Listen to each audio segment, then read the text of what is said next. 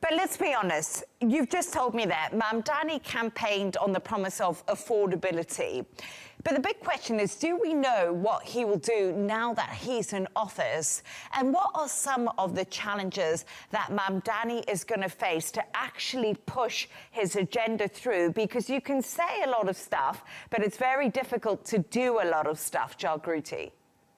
Yes, indeed. And, Mamdani has alluded to this. He said that he campaigned in poetry, but he's going to run in prose. So the idea is that he talked big ideas, but now it's when he starts to govern, it's going to be on the practicality of prose. And this is really the challenge that he faces: how to put his promises into practice. The cost of some of his very ambitious agenda, is free universal childcare, fast and free buses, reduced cost of housing, rent freeze, all of this is going to have a price tag of around $7 billion according to some reports. Where is that money going to come from? He's going to have to deal with a more moderate governor of New York, Kathy Hochul. She's not on the same political wing as he is, an avowed democratic socialist. So on the left, how does he talk to people on the center and even on the right? And, there might be federal budget cuts coming in.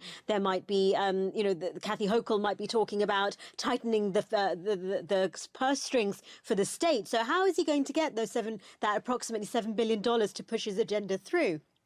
And, his lack of executive experience is something that his opponents talked a lot about on the campaign trail. And that is something that is going to be tested when he comes into office as well. And he's going to have to deal with a very mercurial president, Republican President Donald Trump. In that meeting, their first meeting in the Oval Office, it was actually a very jovial meeting. People were expecting sort of verbal fireworks to continue. They both said some things about each other. But in that meeting, Donald Trump was very complimentary, saying that, Republicans are going to be surprised by this guy. They both want, for their own different reasons, for New York to be successful because, Donald Trump has a long history and a connection with New York. So he obviously wants to be careful. He doesn't want to bash the new mayor too hard and make things too difficult for him, where any failures in New York can be then attributed and blamed on him. So there's lots of different things at play here, lots of challenges that Mamdani is going to have to face. But really, the big one is, where is that money going to come from to put his